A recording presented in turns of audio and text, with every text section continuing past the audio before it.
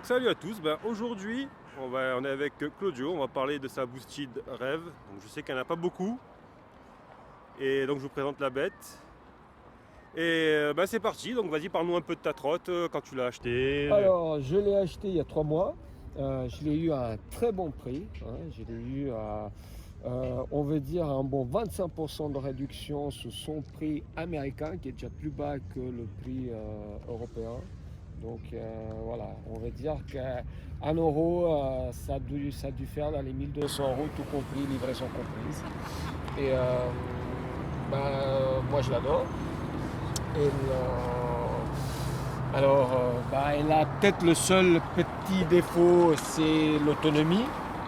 Moi, j'ai plusieurs trottes, donc c'est pas vraiment quelque chose qui m'affecte particulièrement parce que j'en ai d'autres qui ont plus d'autonomie. Donc celle-là, je l'utilise essentiellement pour deux choses. Un, c'est pour me faire plaisir parce que j'ai pas d'autre dual, même si je vais bientôt en recevoir une autre. On en parlera plus tard de celle-ci. Ouais. Et aussi pour la pluie. Parce que déjà, c'est une des rares trottes à être vraiment étanche. Oui, voilà, donc elle est de conception étanche. Conception étanche. La batterie à l'intérieur, elle est totalement étanchéfiée. Et aussi parce qu'elle a une tenue de route sous la pluie incomparable avec d'autres trottinettes. C'est des gros pneus gonflables et super stables sous la pluie. Aussi, il faut dire que le freinage sous la pluie, il est excellent parce que c'est une des trottes qui a le meilleur freinage électrique qu'il y a sur le marché. Et du coup, ça ne dérape pas, même si on freine sur sol mouillé d'un coup. C'est vraiment la trotte qu'on peut rouler à fond, en pleine pluie sur sol mouillé, freiner à fond, sans risque de dérapage, comme un vrai scooter. Donc d'ailleurs, comme tu disais, le freinage accélérateur, ce qui est particulier à cette trotte, c'est le système, la molette en fait. On accélère en poussant vers le plus et on freine vers le moins. Donc moi je l'ai essayé et effectivement c'est vrai que on a l'habitude des autres trottes, que ce soit Dualtron, Caboo, Zero, etc. où le freinage principal c'est le freinage mécanique, hydraulique, donc le freinage à disque. Et là en fait il faut vraiment penser autrement et se dire que le freinage principal c'est le freinage électrique et il ne faut pas avoir peur parce qu'il est vraiment très efficace. J'ai essayé sur quelques mètres et j'étais surpris, la molette est très progressive et si la concurrence pouvait s'en inspirer, je trouve que ça serait vraiment quelque chose de pas mal. Ouais, le gros avantage de cette molette, c'est qu'on peut autant rouler au pas sans problème en mode sport, autant accélérer brutalement ou freiner brusquement, rien qu'avec la molette, sans même toucher au frein à disque. Donc ça c'est un gros avantage. On a un contrôle total sur le dosage du freinage et de l'accélération.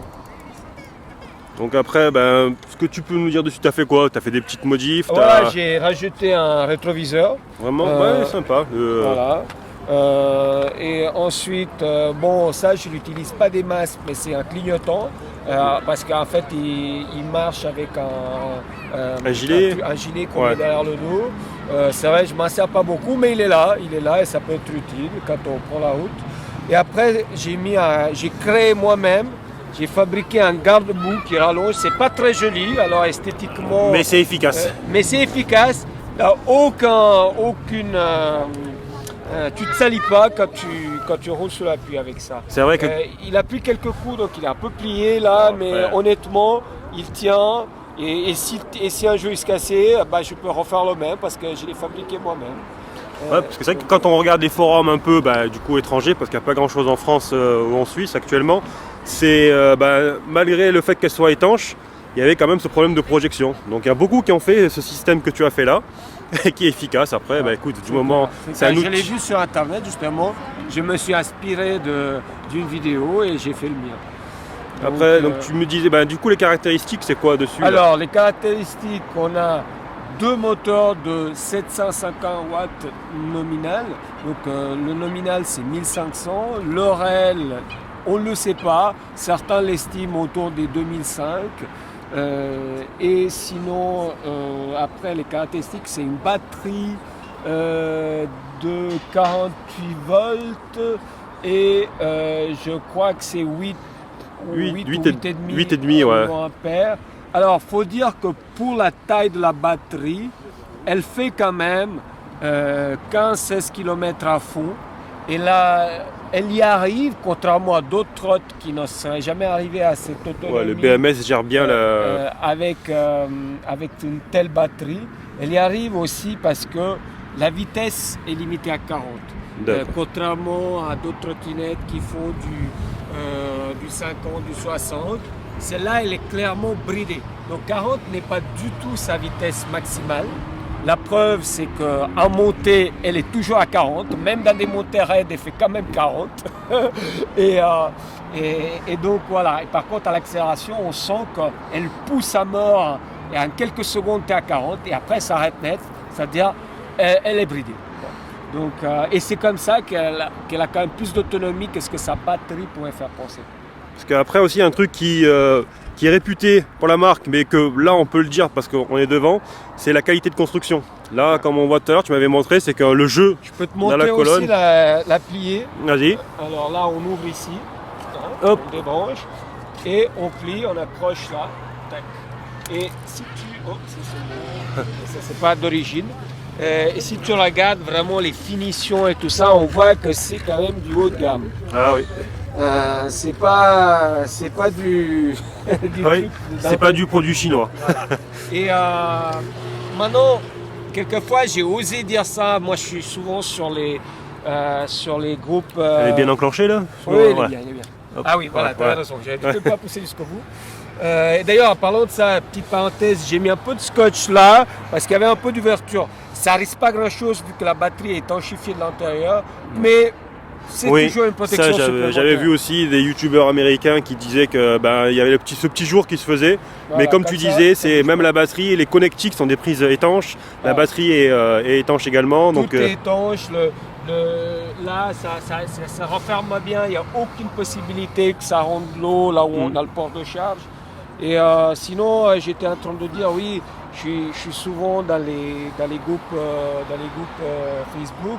Et une fois, j'ai osé dire que la Boosted, elle est un cran au-dessus des Dualtron niveau qualité et finition. Je me suis fait insulter. Parce que évidemment, les gens ils disent ah non mais la Boosted, elle n'a pas d'autonomie, elle est trop chère. Et la qualité se paye. Il y a des compromis qui sont faits et on sait que voilà, chacun fait les compromis où il veut, mais niveau construction, niveau finition, je crois que c'est une de celles qui a fait le moins de compromis. Moi, comme je disais, ce que j'ai vu là, j'ai l'habitude de rouler avec des Dualtron, Caboo, j'ai essayé un peu tout ce qui existe. Et c'est vrai que ça respire la qualité. Je veux dire, si là on bouge un peu, il y a zéro jeu au niveau de la colonne. Et ça fait 3 mois que je roule avec. Ça fait 3 mois que tu roules quasiment tous les jours avec. Je veux dire, c'est là par tout temps surtout, tu roules sous la pluie. Je roule beaucoup. C'est ma trottinette de pluie. Je roule sous la pluie parce que franchement, j'ai d'autres trottinettes, j'ai des e-tours, j'ai même une e-tour totalement étanchéifiée de l'intérieur, pas juste avec du silicone. Et donc je peux rouler, mais la tenue de route est incomparable. Celle-ci, on peut rouler à fond, freiner à fond sous la pluie sans aucun souci. Et c'est ça qui fait la différence. C'est pas seulement une question d'étanchéité. C'est vrai que c'est là-dessus, c'est un gros point. Je veux dire, moi je pense que tant qu'on n'a pas eu entre les mains ou vraiment essayer ou on peut pas se rendre compte des choses. Ça fait vraiment. C'est vrai qu'elle coûte cher quand vous l'achetez directement, enfin quand vous pouviez l'acheter directement même sur le store de la marque. Mais honnêtement, par rapport le mec qui recherche une trottinette pour aller au travail par tout temps, moi je pense qu'il n'y a pas d'autre alternative. Moi j'avoue que au prix original, je ne sais pas si je l'aurais acheté. Par contre, maintenant que je l'ai, et si je l'avais plus, je serais prêt à payer le prix original pour la de nouveau. Voilà, on peut dire comme ça. C'est vrai que de toute façon, tous ceux qui l'ont essayé disent c'est excellent. Je veux dire, là le guidon pour moi il est à la bonne dimension. Voilà, c'est 60 cm. Après, ça reste correct.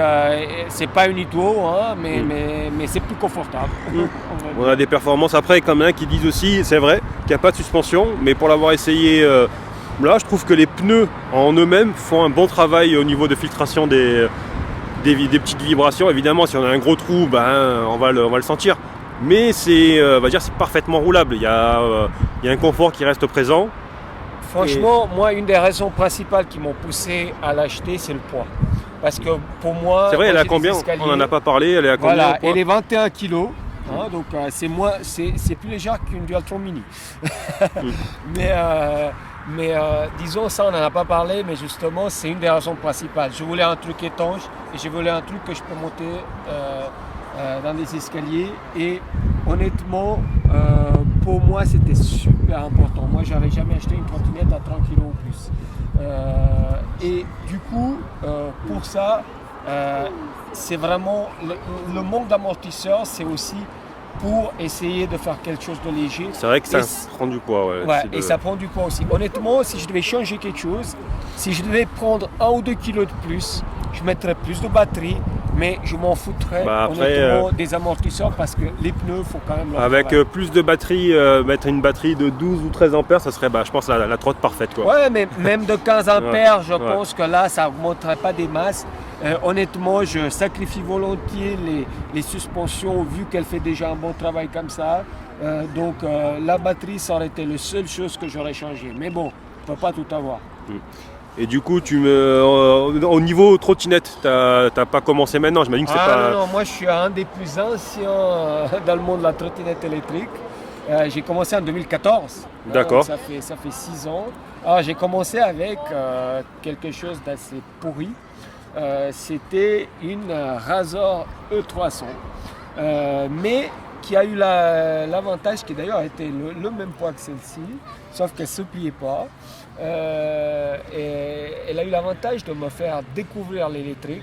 Et je suis rapidement passé, en quelques mois plus tard, en début 2015, à Unituo Master.